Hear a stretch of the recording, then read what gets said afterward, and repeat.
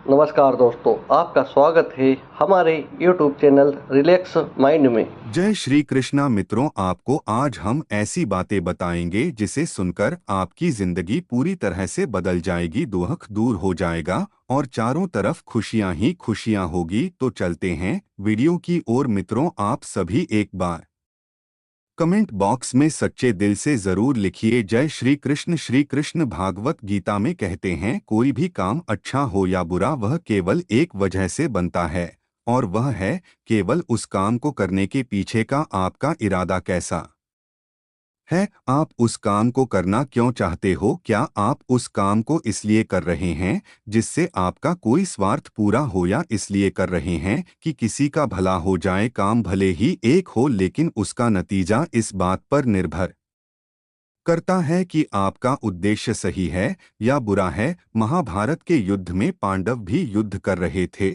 और कौरव भी युद्ध कर रहे थे, लेकिन दोनों के उद्देश्य बिल्कुल विपरीत थे। पांडव अपने धर्म के लिए युद्ध कर रहे थे और कौरव अधर्म के लिए। दोनों एक ही मैदान में थे और दोनों ही अपनी पूरी ताकत के साथ एक दूसरे से लड़ रहे थे, लेकिन दोनों का काम एक होने के बाद भी और मेहनत भी एक होने के बाद कौरव हार गए और पांडव जीत गए।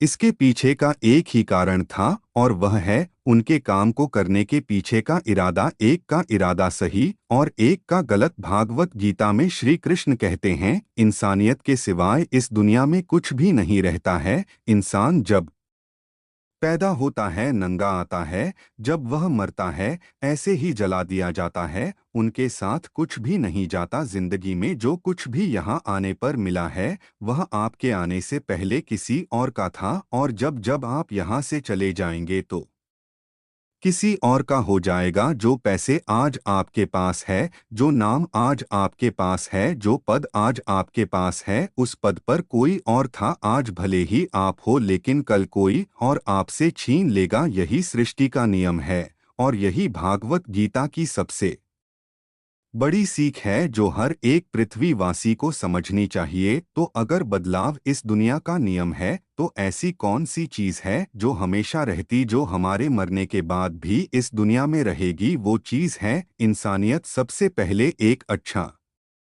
इंसान बनिए, और हर एक मनुष्य उस परमात्मा का अंश है जो हमारे सीधे तार उस परमात्मा से जुड़े हुए हैं। और हमारी आत्मा कभी गलत नहीं हो सकती, पर हम शरीर के सुखों के लिए गलत कर्मों को करने में लग जाते हैं और उनका नतीजा भी गलत होता है। आज हमारे पास जो कुछ भी है, चाहे हमारा प्यार हो, रिश्ता हो, या पैसा या नाम, एक दिन हमसे छिन जाएगा, दूर चला जाएगा। श्री कृष्ण कहते हैं, हम लगातार किसी न किसी तरह के शोर से घिरे हुए रहते हैं। यह हमारे शारीरिक और मानसिक स्वास्थ्य पर बोझ डाल सकते हैं। ऐसे में कुछ वक्त चुपचाप रहकर खुद के साथ समय बिताए, ये आपके स्वास्थ्य के लिए फायदेमंद है। क्या हम हर समय शोर शराबा के बीच नहीं रहते?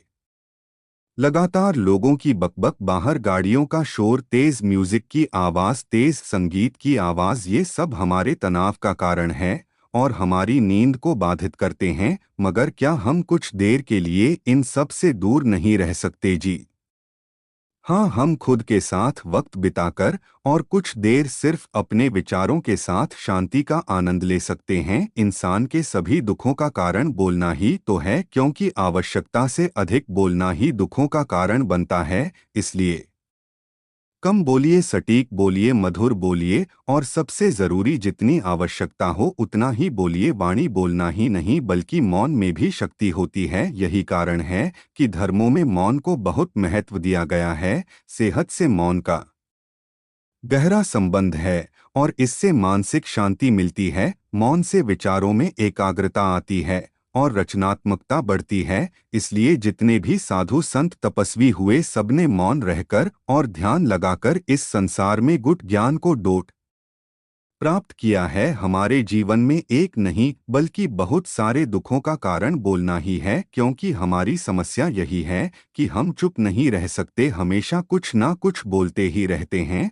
और आपके बोलने के कारण ही आधे से ज्यादा दुख निर्मित होते हैं। परिवार में कला कलेश का कारण हमारा बोलना ही होता है। आप जितनी भूख उतना भोजन खाते हैं, जितनी जरूरत उतना कार्य करते हैं, लेकिन क्या आपने कभी इस बारे में सोचा है कि आप कितना बोलते हैं? क्या आप उतना ही बोलते हैं जितनी आवश्यकता है, या अनावश्यक ही सारे दिन बोलते हैं? इस बारे में कभी अकेले बैठकर जरूर सोचिए कि आज आपने दिन भर में कितना बोला, क्या बोला और सबसे जरूरी क्यों बोला। इनमें से कितनी बातें जरूरी थी, कितनी अनावश्यक। श्री कृष्ण कहते हैं, माफ करना महान व्यक्ति की निशानी है। इस दुनिया में सबसे हिम्मत वाले और सबसे ज्यादा ताकत वाले इंसान वो होते हैं जो माफ करना जानते हैं। और एक बार जरा सोच कर देखिए, भगवान की कौन सी चीज भगवान मनाती है। श्री भागवत गीता में भगवान श्री कृष्ण कहते हैं, चाहे वह कितना भी पापी इंसान क्यों ना हो, लेकिन अगर वह अपने बुरे कर्मों को करना छोड़कर अच्छे कर्म करना शुरू कर दे तो उसको वह अपना लेते हैं। यानी कि भगवान इस पूरी सृष्टि के मालिक होकर भी इतने नेक दिल है, और उनके दिल में सबके लिए जगह है, और उनके लिए सब समान है। माफ करना महान व्यक्ति की निशानी है, और माफ वही कर सकता है जो सामने वाले के किसी ना किसी नजरिए से बढ़ा हो। किसी के गलती होने पर उस पर नाराज होना, उस पर गुस्सा होना बहुत आसान काम है, और यह कोई भी इंसान कर सकता है। लेकिन हिम्मत वाले इंसान गलती करने वाले इंसान को माफ करके उसको एक मौका दे सकता है। श्री कृष्ण कहते हैं, सच्चाई और अच्छाई को कभी हराया नहीं जा सकता, ना कभी छुपाया जा सकता है। इसलिए सच कहने और अच्छे कर्मों को करने से कभी मत डरिए। सच्चाई और सूरज को ज्यादा देर तक छिपाया नहीं जा सकता। एक समय आने पर इनको दुनिया के सामने आना ही पड़ता है। आप उनको सामने आने से नहीं रोक सकते। इसलिए अगर आज आप ऐसा कोई काम कर रहे हैं जो गलत है, जिसमें झूठ है, तो आपको उस काम को तत्काल ही छोड़ देना चाहिए, क्योंकि किसी ना किसी दिन आपकी सच्चाई दुनिया के सामने जरूर आएगी। भगवान श्री कृष्ण कहते हैं, हमें सिर्फ कर्म करने का अधिकार है, फल के बारे में ना सोचे। आपको काम करने की छूट है, लेकिन अपने आप को उस काम में होने वाली जीत और हार में खुद को बांध करके नहीं रखना चाहिए। यह एकमात्र ऐसी चीज है जो अगर इंसान समझ ले तो उसका 100% दुख समाप्त हो सकता है, और वह बिना किसी परेशानी के मेहनत कर सकते हैं। ऐसी कोई मंजिल नहीं रह जाएगी इस दुनिया में जिसे वह हासिल नहीं कर सके। और सबसे शानदार बात तो यह होगी कि सब कुछ प्राप्त करने के बाद उसे कभी घमंड नहीं होगा। आपके किसी भी काम को करने का उद्देश्य कभी भी यह नहीं होना चाहिए कि अगर इस काम को मैं कर लूंगा तो मुझे यह फल प्राप्त हो जाएगा। अक्सर यह होता है कि हम मेहनत तो बहुत करते हैं, लेकिन उस मेहनत से ज्यादा हमार मन में चिंता होती है, इच्छा होती है। हर वक्त हम यह सोचते हैं कि मैं इतना मेहनत कर रहा हूँ, मुझे सफलता क्यों नहीं मिली, मुझे सफलता मिलनी चाहिए। अगर आप उस काम में सफल नहीं हुए तो कोई और इंसान तो इस काम में जरूर सफल हुआ होगा, क्योंकि उसने आपसे ज्यादा मेहनत की होगी। लेकिन वह सफलता उसको ना मिलकर आपको मिल जाती तो उसके साथ कहीं ना कहीं अन्याय हो जाता। इसलिए उसने आपसे ज्यादा मेहनत की है, और उसके कर्म भी आपसे ज्यादा संघर्षशील रहे हैं। जिस दिन आपका कर्म ज्यादा संघर्षशील बन जाएगा, उस दिन आपकी सफलता आपकी हो जाएगी। एक बार की बात है, एक छोटे से गांव में एक युवक रहता था जो जीवन में सफल होने के लिए हमेशा कड़ी मेहनत करता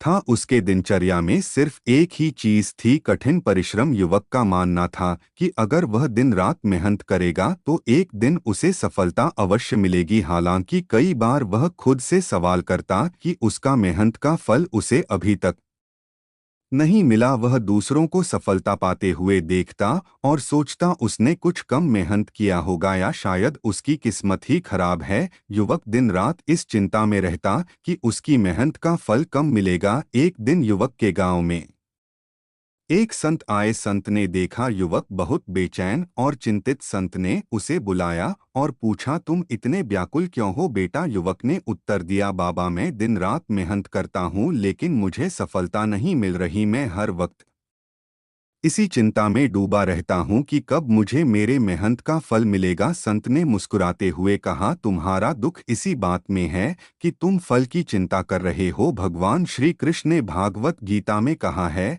हमें कर्म करने का अधिकार है, लेकिन फल की चिंता नहीं करनी चाहिए। तुम्हारा काम है मेहनत करना, लेकिन फल तुम्हारे हाथ में नहीं है। युवक ने पूछा, तो क्या मुझे अपनी मेहनत का फल नहीं मिलेगा? संत ने गंभीरता से कहा, तुम्हें फल अवश्य मिलेगा, लेकिन कब और कैसे यह तुम्हारे कर्म पर निर्भर करता है। यदि तुम मेहनत करते रहोगे और अपने कर्म के प्रति सच्चे रहोगे तो एक दिन सफलता खुद चलकर तुम्हारे पास आएगी। लेकिन अगर तुम सिर्फ फल की चिंता करते रहोगे तो तुम्हारी मेहनत अधूरी रहेगी। जब हम बिना फल की चिंता किए कर्म करते हैं तब हमारी ऊर्जा और ध्यान केवल उस कार्य को करने पर केंद्रित रहता है, और यही हमें असली सफलता दिलाती है। संत की बातें सुनकर युवक को एहसास हुआ कि उसकी सारी चिंता सिर्फ इस बात पर थी, उसे कब सफलता मिलेगी। उसने तय किया कि अब वह बिना किसी फल की चिंता किए अपने काम पर ध्यान केंद्रित करेगा। समय बीता और युवक ने अपना